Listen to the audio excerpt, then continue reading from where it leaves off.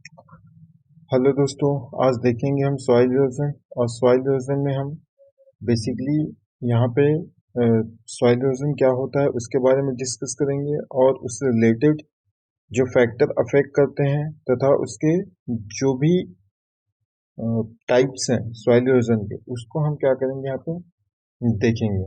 तो यहाँ पे ये जो सॉइल इरोजन होता है जिसे हम क्या बोलते हैं, मृदा क्षरण भी बोलते हैं हिंदी में। ये होता क्या है इसके बारे में हम डिस्कस करेंगे। तो चलिए स्टार्ट करते हैं। तो सबसे पहले देखते हैं कि सॉइल इरोजन होता क्या है। तो सॉइल इरोजन का यहाँ पे आप क्या देख रहे हैं, एक डेफिनेशन देख रहे हैं। इस डेफिनेशन में क्या लिखा हुआ है कि soil erosion is the wearing away, detachment and transportation of soil from one place to another place and its deposition by moving water, blowing wind और अनदर कॉजेज। कुछ लोग क्या करते हैं कि जब भी उनको डेफिनेशन पूछा जाता है सॉइल इरोजन का, वो ये वाला जो पोर्शन है, detachment transportation of soil from one place to another place, ये इसको ये वाले पोर्शन को पूरा का पूरा ये क्या कर देते हैं, गायब कर देते हैं। ऐसे में ये प्रॉपर डेफिनेशन नहीं बनता है और वहां पे आपके नंबर क्या हो जाते हैं, कट हो जाते हैं। तो यहाँ पे आपको क्या देखना है, soil erosion is the wearing away, detachment and transportation of soil from one place to another place and its deposition, ये तीसरा प्रोसेस है, by moving water, blowing wind और अनदर कॉजेज। तो ये जो दिख रहे हैं आपके, क्या दिख रहे हैं, moving water and blowing wind, ये क्या है, आपके एजेंट्स हैं, ये याद रखेंगे। हिंदी में देखें तो क्या बोला जाता है, तो मिट्टी का कटाव एक स्थान से दूसरे स्थान पर, मिट्टी का घिसना, अलग होना और परिवहन, और पानी के बहाव, हवा के झोंके या अन्य कारणों से इसका जमाव है। मतलब यहाँ पे हम क्या देख रहे हैं, एक सॉइल देख रहे हैं जिसमें सॉइल को क्या किया जा रहा है, ट्रांसपोर्ट किया जा रहा है बाय द मीडियम ऑफ, मतलब मीडियम मीन्स आपके एजेंट्स क्या क्या है यहाँ पे, एक है आपका वाटर और दूसरा है यहाँ पर आपका विंड। इन दोनों के थ्रू ही क्या किया जा रहा है, यहाँ पे सॉइल का ट्रांसपोर्टेशन हो रहा है one place to another place and its deposition by moving water. और ये क्या हो जा रहा है, डिपोज हो रहा है। कहीं पे भी सॉइल का क्या हो जाता है, डिपोजिशन हो जाता है, वहां पे वो रुक जाता है। ये पूरा का पूरा क्या है, सॉइल इरोजन कहलाता है। ये इसके प्रोसेस है। तो प्रोसेस ऑफ सॉइल इरोजन अगर पूछा जाए तो आपको बताने क्या है प्रोसेस में। प्रोसेस में ये तीनों बताना है आपको, डिटैचमेंट, ये है डिटैचमेंट, उसके बाद आपको ट्रांसपोर्टेशन, और ये लास्ट है आपका डिपोजिशन। ये तीनों क्या है आपके बताने हैं प्रोसेस में, तब आपको यहाँ पे नंबर मिलेगा। ओके, नेक्स्ट आगे देखते हैं। Soil erosion occurs, the soil forming process and erosional process of running water and wind are continuous। तो सॉइल जो फॉर्म होता है, सॉइल फॉर्म होता है और इरोजनल प्रोसेस, ठीक है, ये दोनों के दोनों क्या है, कंटिन्यूअस प्रोसेस है जो हमेशा चलते रहते हैं। Generally there is a balance between this two process. ये किसके द्वारा बैलेंस किए जाते हैं, तो एक है आपका rate of removal and rate of क्या, एडिशन। इन दोनों के द्वारा क्या किया जाता है, इसको बैलेंस किया जाता है। जैसे अगर यहाँ पे देखें तो रेट ऑफ रिमूवल मतलब सॉइल कितना बना, सॉइल कितना बन रहा है और सॉइल कितना क्या हो रहा है, सॉइल रिमूव हो रहा है। ये दोनों प्रोसेस क्या होते हैं, साथ साथ चलते हैं। मतलब जितना बनता है उतना ही क्या होता है, यहाँ से रिमूव हो जाता है। Sometimes such a balance is disturbed by natural or human factors।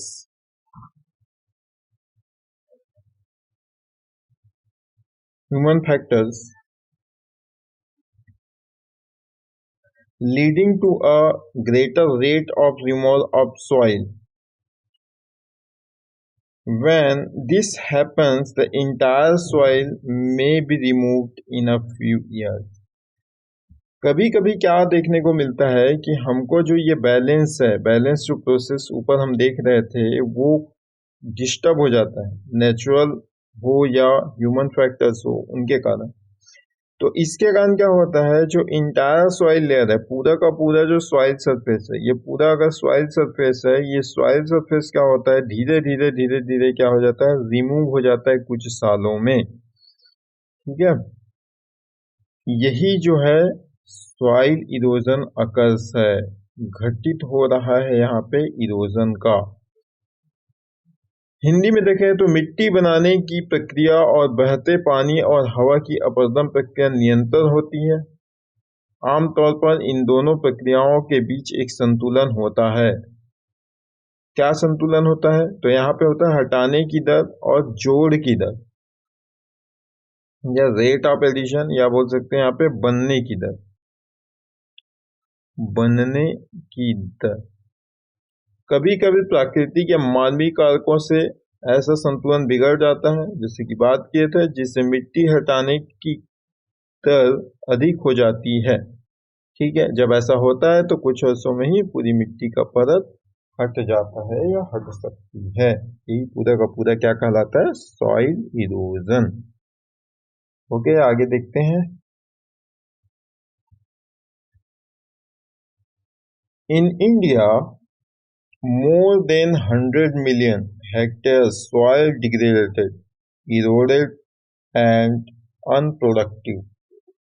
About 70 tons per hectare. 17 tons per hectare soil detached annually. 20% of this is transported by river to a sea. 10% deposited in rivers and 1 to 2% loss in storage capacity. यहाँ पे बताया जा रहा है कि 100 million hectare जो soil है वो क्या हो जाता है, भारत में डिग्रेडेड हो जाता है या इरोड हो जाता है। 100 मिलियन हेक्टेयर जो सॉइल है वो इंडिया में डिग्रेडेड या इरोडेड, मतलब यहाँ पे सॉइल लॉस हो रहा है, मान लीजिए यहाँ पे सॉइल लॉस हो जाता है। ठीक है, जिसमें से जो 17 टन पर हेक्टेयर है, 17 टन पर हेक्टेयर है, 17 ton per hectare, 17 ton per hectare जो हमारे पास सॉइल है, इसमें से 20% कहाँ से होता है, तो 20% सी में चले जाता है, तो रिवर के थ्रू सी में चले जाता है। 10% जो सॉइल है, 10% सॉइल वो रिजर्वायर जो होते हैं, रिजर्वायर जिसको क्या बोला जाता है, जलाशय, वहां पे स्टोर हो जाता है। 1 to 2% loss in storage capacity, और 1 से 2% जो सॉइल है उसका स्टोरेज में लॉस हो जाता है, स्टोरेज कैपेसिटी में। ठीक है, तो यहाँ पे बोलता है कि भारत में 100 मिलियन हेक्टेयर से अधिक मिट्टी का क्षरण और अनुत्पाद सालाना होता है। लगभग 70 टन पर हेक्टेयर मिट्टी अलग अलग की जाती है। इसका 20% नदी द्वारा समुद्र में ले जाया जाता है, 10% जलाशय में जमा किया जाता है, और भंडारण क्षमता में 1 से 2% की हानि होती है। तो ये इंपॉर्टेंट है, ये दोनों पॉइंट अगर ऐड करेंगे तो आंसर अच्छा होगा। नेक्स्ट देखते हैं आगे। आगे देखते हैं यहाँ पे कॉजेज ऑफ सॉइल इरोजन, कौन कौन से ऐसे कारण हैं मेन जिसके कारण क्या होता है, आपका सॉइल इरोजन होता है। तो सॉइल इरोजन होने के मेनली कौन से कारण दिख रहे हैं, 2 कारण दिख रहे हैं यहाँ पे।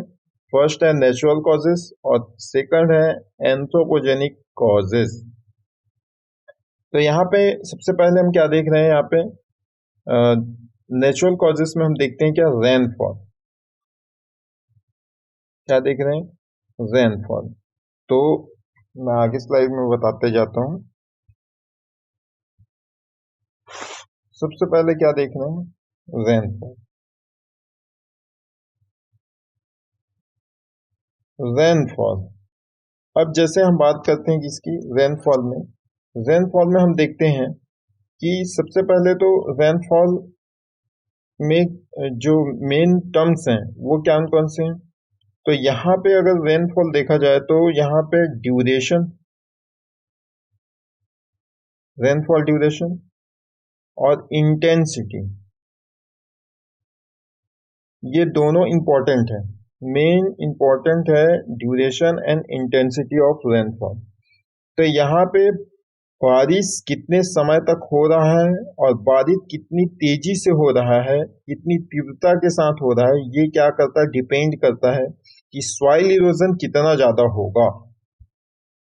जैसे यहाँ पे कोई सॉइल सरफेस है, ये इस सॉइल सरफेस में अगर बारिश तेजी से और लंबे समय तक मतलब जैसे देखें तो 3-4 घंटे तक अगर हम देखते हैं तो यहाँ पे 3 घंटे, 1 घंटे, 2 घंटे तक अगर देखते हैं तो आप क्या देखते हैं कि तेजी से अगर बारिश हो रही है तो यहाँ पे सरफेस फ्लो होने लगता है।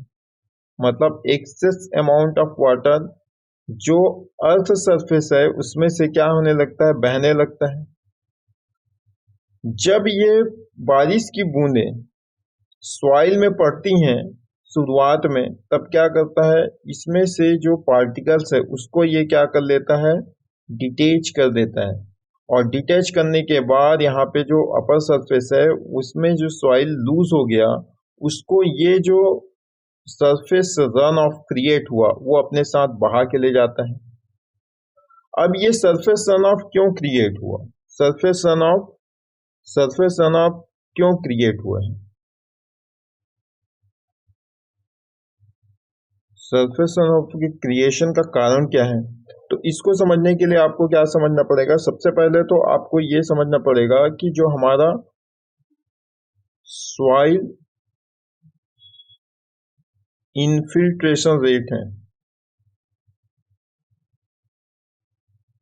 इनफिल्ट्रेशन रेट, सॉइल का जो इनफिल्ट्रेशन रेट है वो क्या हो जाए, is less than rainfall intensity.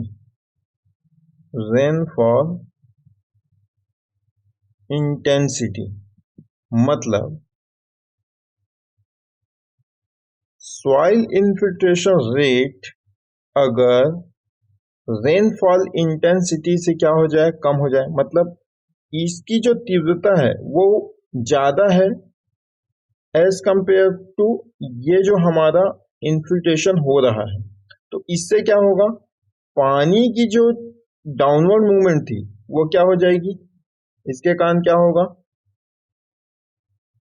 इनके कारण क्या हो रहा है, जो डाउनवर्ड मूवमेंट है, downward movement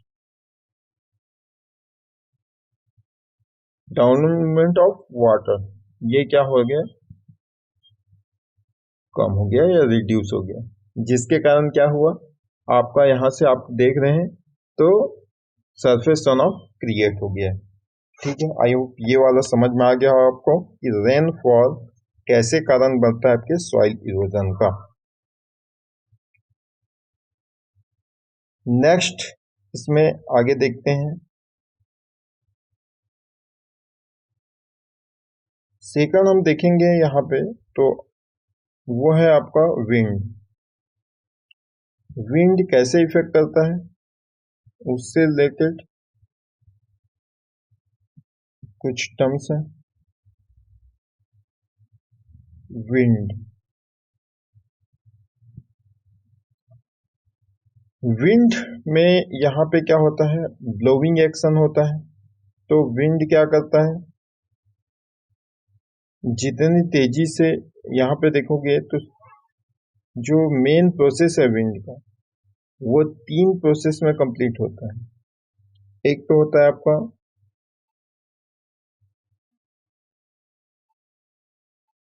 saltation, saltation, suspension and surface creep. Saltation, suspension and surface creep, तीन प्रोसेस में होता है। ये तीनों प्रोसेस का मतलब है कि सॉइल पार्टिकल कैसे मूव हो रहे हैं ये प्रोसेस में। लेकिन अगर विंड की बात करें तो विंड का मतलब है कि जितनी ज्यादा क्या हो, विंड वेलोसिटी हो, वेलोसिटी ऑफ विंड, ये वेलोसिटी क्या हो, जितना ज्यादा होगा उतना ही ज्यादा क्या होगा आपका इरोजन होगा, क्योंकि सॉइल पार्टिकल को डिटेच करेगा और डिटेच करके क्या करेगा, ब्लो करेगा इसको, एक वन प्लेस से दूसरे प्लेस में क्या करेगा, इसको ले जाएगा।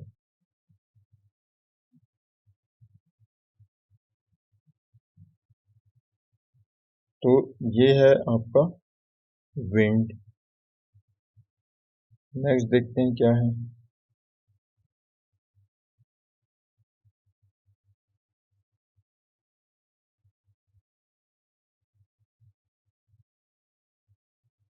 नेक्स्ट कौन सा फैक्टर था, विंड के बाद है फ्लड। फ्लड में देख लेते हैं, तो फ्लड में हम देखते हैं तो क्या दिखता है यहाँ पे। फ्लड में अगर हम चेक करें तो फ्लड क्या होता है, एक्सेस अमाउंट ऑफ वाटर होता है, एक्सेस वॉल्यूम ऑफ वाटर बोल सकते हैं इसको, वॉल्यूम ऑफ वाटर, जो क्या करता है आपके एग्रीकल्चर फील्ड में रिवर्स को ओवरफ्लो करके या स्ट्रीम को ओवरफ्लो करके आपके एग्रीकल्चर लैंड हो या सिटीज हो उसमें क्या कर जाता है, इंटर्स कर जाता है, यही क्या कहलाता है फ्लड। तो फ्लड के कारण क्या होता है, आप क्या देखते हैं कि पूरा का पूरा जितना ज्यादा वाटर में क्या हो सबमर्ज हो जाएगा हमारा अर्थ, उतना ही ज्यादा सॉइल क्या होता है वहां से रिमूव होना स्टार्ट हो जाता है, क्योंकि वो क्या होने लगता है, लूज होने लगता है। तो फ्लड के कारण क्या होता है, फ्लड के कारण देखते हैं आप क्या चीज, एक तो सॉइल रिमूव हो रहा है, इसके वाटर के कारण, वाटर के कारण सॉइल क्या हो रहा है, रिमूव हो रहा है। सेकंड यहाँ पे क्या देखते हैं, तो लैंड स्लाइड होता है, लैंड स्लाइड होता है, ठीक है, ये भी एक कारण है आपके सॉइल इरोजन का। नेक्स्ट क्या देखते हैं, सॉइल प्रॉपर्टीज। अब सॉइल प्रॉपर्टीज देखने के लिए थोड़ा स्लाइड को आगे ले जाते हैं, इसमें देखते हैं क्या सॉइल प्रॉपर्टीज, सॉइल की प्रॉपर्टी कैसे डिपेंड करेगी। तो सॉइल, सॉइल की प्रॉपर्टी ऐसी है कि इसमें इसका टेक्सचर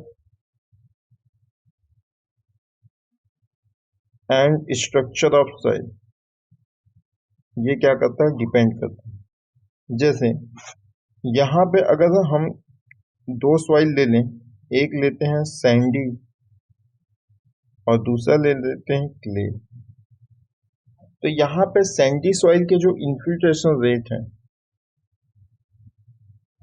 इन्फिल्ट्रेशन रेट है, ये क्या होता है, हाई होता है, ठीक है, ज्यादा होता है।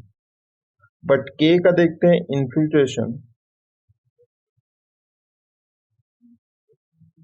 ये क्या होता है, लो होता है। तो जिसकी इन्फिल्ट्रेशन ज्यादा होगी, रेट ज्यादा होगी, वहां पे इरोजन क्या होगा, कम होगा।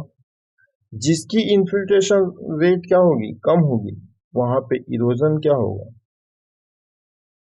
वहां पे इरोजन आपका बढ़ जाएगा, ठीक है।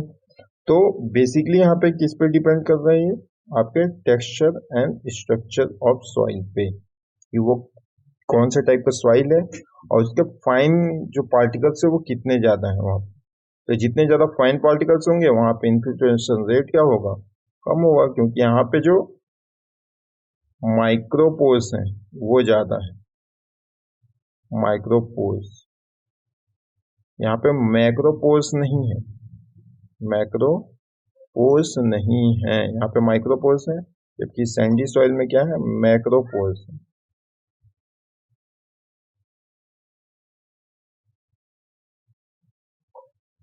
जिसके कारण क्या होता है, वहां से वाटर इजिली पास हो जाता है। ओके, नेक्स्ट देखते हैं। ये आपको समझ में क्लियर आ गया होगा। तो ये जितना चीजें हम बता रहे हैं, इसको आप कॉपी में लिखेंगे, कॉपी में या नोट्स बना लें, और ये आपके एग्जाम में जब ये पॉइंट्स आप डालेंगे कि स्ट्रक्चर और टेक्सचर के कारण कैसे वो सैंडी और लोमी सॉइल उसको अफेक्ट करता है, तो डेफिनेटली आपको क्या मिलेगा, अच्छे मार्क्स मिलेंगे। नेक्स्ट यहाँ पे वो है लैक ऑफ वेजिटेटिव कवर।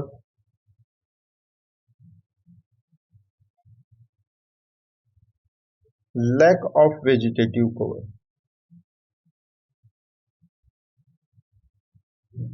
तो लैक ऑफ वेजिटेटिव कवर क्या है?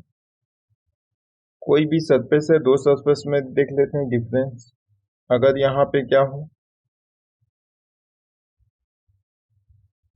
वेजिटेशन कम है, यहाँ पे हम देख रहे हैं जैसे कि यहाँ पे वेजिटेशन क्या है, कम है, बट एक जो एरिया देख रहे हैं वहां पे क्या है, वेजिटेशन बहुत ज्यादा है। यहाँ पे प्रॉपर वेजिटेशन है, मतलब कवर है लैंड इससे, वेजिटेशन से। तो हम क्या देख रहे हैं, जब यहाँ पे क्या होती है, बारिश होती है, तो जो बारिश की बूंदें हैं वो डायरेक्ट कांटेक्ट में आती हैं किसके, अर्थ सरफेस के, और यहाँ से वो क्या करती हैं, सॉइल को इरोड कर लेता है। इरोड करने के बाद क्या होता है, यहाँ से सरफेस रन ऑफ जनरेट हो जाता है, और यहाँ से फिर सॉइल इरोजन होने लगता है। लेकिन जब हम क्या देखते हैं, जब फुली ये क्या हो, कवर्ड हो किससे, आपके वेजिटेशन से, तो सबसे पहले जो बारिश की बूंदें हैं वो किसके द्वारा ट्रैप कर ली जाती हैं, तो वो लीफ के द्वारा और स्टेम के द्वारा क्या कर ली जाती हैं, ट्रैप कर ली जाती हैं। अब ये लीफ और स्टेम में वाटर्स जो है वो क्या हो जाते हैं, ट्रैप होने के कारण इसकी इंटेंसिटी इंटेंसिटी जो है वो क्या हो जाती है, आपकी कम हो जाती है। अब वाटर की इंटेंसिटी कम हुई तो ये अर्थ सरफेस में धीरे से आराम से जाता है, जिसके कारण क्या होता है, कोई सॉइल को डैमेज नहीं होता, ना ही वो पार्टिकल्स क्या होता है, लूज होता है। यहाँ साथ साथ ये भी देखना है कि यहाँ पे हमारा जो सरफेस रन ऑफ है वो कम क्रिएट होता है, क्योंकि यहाँ पे बहुत सारे वाटर जो लीफ और स्टेम है वो क्या कर लेते हैं, इंटरसेप्ट कर लेते हैं, और यही जो प्रोसेस कहलाता है इंटरसेप्शन लॉस कहलाता है, जहाँ पे जो वाटर है उसको स्टेम और लीफ के थ्रू जो प्लांट्स है वो क्या कर लेते हैं, ट्रैप कर लेते हैं। तो इस तरीके से लैक ऑफ वेजिटेशन के कारण क्या होता है, आपका इफेक्ट दिखता है। नेक्स्ट देखते हैं लैंड यूज। लैंड यूज में आप क्या देखते हैं कि आपका लैंड जो है वो आप स्लोपी है या नहीं है, प्रॉपर यूज हो रहा है या नहीं हो रहा है, या फिर उसको बैरन लैंड की तरह ट्रीट किया जाता है। तो इस तरीके से ये क्या करता है, आपके लैंड यूज पे भी डिपेंड करता है कि आप यहाँ पे टीलेज प्रैक्टिस कर दिए और छोड़ दिए, प्रॉपर उसका लैंड का यूज नहीं कर रहे हैं, तो वहां से धीरे धीरे सॉइल पार्टिकल्स क्या होने लगते हैं, रिमूव होने लगते हैं।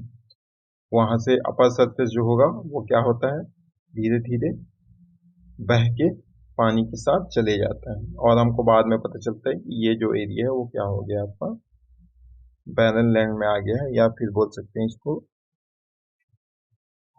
पूरा का पूरा खराब हो चुका है ये लैंड, बंजर भूमि जिसको बोला जाता है, बंजर हो जाता है। तो इस तरीके से ये देखा जाता है कि लैंड जो है वो लैंड यूज भी यहाँ पे कॉजेस है किसके, सॉइल इरोजन की। नेक्स्ट यहाँ पे देखें तो एंथ्रोपोजेनिक कॉजेस, जिसको अगर समझने के लिए देखें तो creating land surface without vegetation, ये अभी बताया मैं लेक ऑफ वेजिटेशन कवर में। तो यहाँ पे ह्यूमन के थ्रू क्या होता है कि क्रिएटिंग द लैंड सरफेस, मैदान बना दिए, वेजिटेशन है ही नहीं, तो क्या होगा, वहां से पूरा का पूरा जो सॉइल है वो बहने लगेगा। रोड कंस्ट्रक्शन करते हैं हम लोग, देखे हैं बड़े बड़े आजकल एक्सप्रेस वे, हाईवे, रोड बन रहे हैं, जिसके कारण क्या हो रहा है, पेड़ों को काटा जा रहा है। पेड़ों को काटने के कारण उस एरिया का जो सॉइल स्ट्रक्चर और टेक्सचर है वो भी क्या होता है, डैमेज होता है, जिससे वहां से सॉइल को हटाया जाता है। अब हटाने के कारण क्या होता है, जब बारिश आती है तो हटाया हुआ सॉइल क्या होता है, बह के चले जाता है। Adoption of faulty tillage practices, जहां पे जिस तरीके से टिलेज करना चाहिए वैसा ना करना। जैसे मान लो के लिए आपको जैसे बताता हूँ, यहाँ पे अगर देखें, अगर स्लोप इस तरफ है तो हमको जो टिलेज प्रैक्टिस करना है, वो जो टिलेज प्रैक्टिस है इस अक्रॉस द स्लोप करना रहता है। मतलब इस तरीके से, ये जो प्रैक्टिस है इस तरीके से होना चाहिए, अक्रॉस द स्लोप। तब ये क्या करता है, सॉल्यूशन को कंट्रोल करता है। अगर इसको अलोंग द स्लोप कर दिया जाए तो ये पानी के साथ क्या करने लगता है, बहने लगता है। साथ साथ बहेगा और मिट्टी को बहा के ले जाएगा।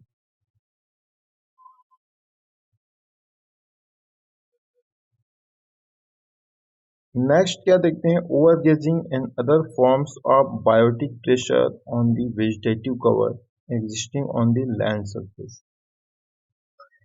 जानवरों के, जो मवेशियों के ओवरग्रेजिंग के कारण क्या होता है, बार बार किसी फील्ड में अगर यहाँ पे चारा गाह है और बार बार यहाँ पे ही जाके मवेशी क्या करते हैं, घास चरते हैं, तो कुछ टाइम के बाद वो घास क्या होगा, मर जाएगा। और इसका जो फुट स्टेप्स हैं किसके, आपके मवेशियों के या लाइव स्टॉक के, जिसके कारण क्या होता है, ये ग्रासेस डैमेज हो जाते हैं। और एक टाइम आता है जब ये क्या हो जाते हैं, ये पूरा का पूरा जो सरफेस है उससे घास जो है गायब हो जाती है। और गायब होने के कारण क्या होता है, आपका इरोजन, जब बारिश होता है तो इरोजन होने लगता है। Improper construction of water channels, roads, rail lines, cattle trails etcetera. Improper construction, जैसे वाटर चैनल का, जहाँ पे जैसा हमको कैनाल बनाना चाहिए, हम अगर वहाँ पे लाइन कैनाल चाहिए तो हम अगर वहाँ पे क्या करते, कच्चा कैनाल बना दे जिसमें लाइन ना हो। मतलब लाइन मतलब आपका जैसे इस स्लोप लैंड में यहाँ पे सीमेंटेड ना किया हो या मेसनरी वर्क ना किया हो गया हो, तो इससे भी क्या होता है, जो इरोजन होता है। नेक्स्ट, रोड, जहाँ पे जरूरत नहीं है, जैसा आपका फील्ड है, एग्रीकल्चर लैंड है, वहाँ पे रोड बना दिया जाए तो उसके कारण भी क्या होता है, आपका इरोजन होता है। नेक्स्ट है rail line and cattle trails etcetera. ये सब कारण है कि आपके कॉजेज ऑफ सॉइल इरोजन के। आई होप ये समझ में आया होगा कि आपको कॉजेज कौन कौन से कारण हैं, सॉइल इरोजन के कारण कौन कौन से कारण हैं सॉइल इरोजन के, ये आपको समझ में आ गया होगा। नेक्स्ट देखते हैं इरोजन जो है वो कितने टाइप के होते हैं। तो इरोजन बेसिकली कितने टाइप के होते हैं, दो टाइप के होते हैं। एक होता है जियोलॉजिकल और सेकंड होता है एक्सीलरेटेड इरोजन। तो जियोलॉजिकल इरोजन जो होता है वो कैसे होता है उसको देखते हैं। It represents soil it represents erosion where land is in natural disturbed environmental condition under the cover of vegetation। ठीक है, तो क्या होगा, नेचुरल होगा, अनडिस्टर्ब इन्वायरमेंटल कंडीशन में होगा, under the cover of vegetation होगा। ठीक है, geological erosion takes place as a result of action of water, wind, gravity and glacier. इनके कारण क्या होता है, ये जियोलॉजिकल इरोजन होता है। Soil loss in this erosion is compensated by soil forming process by natural weather। अब यहाँ पे आपको मैंने बताया था कि जो बैलेंसिंग प्रोसेस होता है, पहले बार हम जब देखे थे हमने क्या देखा था, रेट ऑफ रिमूवल था, और रेट ऑफ क्या होता है, एडिशन, रेट ऑफ एडिशन। ये दोनों क्या होते हैं जियोलॉजिक इरोजन में, ये प्रोसेस क्या होते हैं, कंटिन्यू चलते रहते हैं, जिसके कारण हमको क्या दिखता है कि यह एक नेचुरल प्रोसेस है जो कंटिन्यू चलते रहे। बट एक्सीलरेटेड इरोजन में क्या होता है, it is the erosion in excess geology. अब जियोलॉजिकल इरोजन से जब ज्यादा क्या होने लगता है, आपका इरोजन होने लगता है, तो उसको बोलते हैं accelerated erosion. It is the activated by natural and human activities, इनके थ्रू एक्टिवेट होता है, तो एक होता है नेचुरल या ह्यूमन एक्टिविटीज के through, which have brought about changes in natural cover and soil condition. किसके कारण होता है, तो change in natural cover and soil condition में चेंजेस होने के कारण। The accelerated erosion takes place by the action of water, wind, gravity and glacier। इनके एक्शन के कारण क्या होता है, आपका एक्सेलरेटेड इरोजन होता है। Water, wind are the primary agents that causes the accelerated erosion. तो वाटर और विंड क्या है यहाँ पे, प्राइमरी एजेंट्स हैं। ये आपके ऑब्जेक्टिव रिलेटेड एमसीक्यू के लिए काम आ सकता है कि एक्सेलरेटेड इरोजन में एजेंट्स, प्राइमरी एजेंट्स कौन कौन से होते हैं। ठीक है, आगे देखते हैं। ये हिंदी में आप देखें तो पढ़ सकते हैं आराम से। जियोलॉजी की या कटाव का प्रतिनिधित्व करता है, या भूमि वनस्पति की आड़ में प्राकृतिक आबादित पर्यावरणीय स्थिति में है। भूवैज्ञानिक अपरदन पानी, हवा, गुरुत्वाकर्षण और हिमनदों की क्रिया के परिणाम स्वरूप होता है। इस कटाव में मिट्टी के नुकसान की भरपाई मिट्टी अपक्षय द्वारा मिट्टी बनाने की प्रक्रिया द्वारा की जाती है। एक्सेलरेटेड इरोजन में क्या देखते हैं, तो यह भूमिगत भूविज्ञान से अधिक अपरदन है, मतलब इससे अधिक है, या प्राकृतिक और मानवीय गतिविधियों से सक्रिय होता है, जिससे प्राकृतिक आवरण और मिट्टी की स्थिति में बदलाव आया है। त्वरित क्षरण पानी, हवा, गुरुत्वाकर्षण, नदियों की क्रिया से होता है। जल और वायु प्राथमिक कारक हैं जो त्वरित अपवर्तन का कारण बनते हैं। यह है आपका इरोजन के टाइप्स, इरोजन टाइप्स, इरोजन के प्रकार बेसिकली दो प्रकार के होते हैं। ये आप लोग यहाँ पे इमेज में आप लोग का इमेजेस जो दिखा रहा है वो क्या दिखा रहा है आपका, कि ये जो है जियोलॉजिक इरोजन है जो कि नेचुरली आपको दिख रहा होगा, साल दर साल कंटिन्यू होने के कारण इस तरीके से बनता है। लेकिन यहीं पे एक्सेलरेटेड इरोजन देखते हैं तो क्या होता है, ये जो प्लांट को काटा गया, यहाँ से हटाया गया, जिसके कारण सडन क्या होने लगा, इफेक्ट के कारण, प्लांट के हटने के कारण यहाँ पे इरोजन आपको इजीली दिख रहा होगा। यही क्या है आपका एक्सेलरेटेड इरोजन। और ये rate of removal, rate of removal,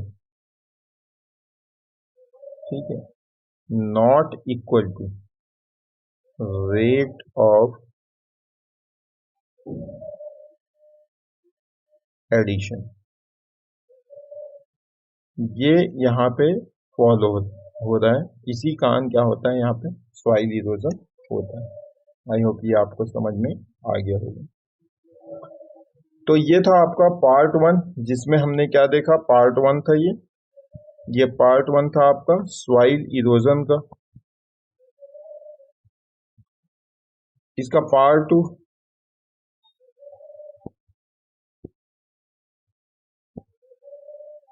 next, इसके पार्ट 2 आएंगे, जिसमें हम क्या देखेंगे, जो फैक्टर कौन कौन से हैं वो अफेक्ट करते हैं, फैक्टर से रिलेटेड रहेगा।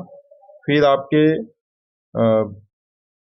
जितने भी आपके इरोजन हैं, पैरामीटर्स हैं, या कुछ टेक्निकल टर्म्स हैं, उनके बारे में हम क्या करेंगे, डिस्कस करेंगे, जो कि एग्जाम पॉइंट ऑफ व्यू से इम्पोर्टेंट है। तो अगर वीडियो अच्छा लगा हो तो आप लाइक कर सकते हैं, सब्सक्राइब कर सकते हैं, और कमेंट करके बता सकते हैं कि इसमें कुछ अगर और ऐड करना होगा तो हम क्या करें। ठीक है, ओके, थैंक यू।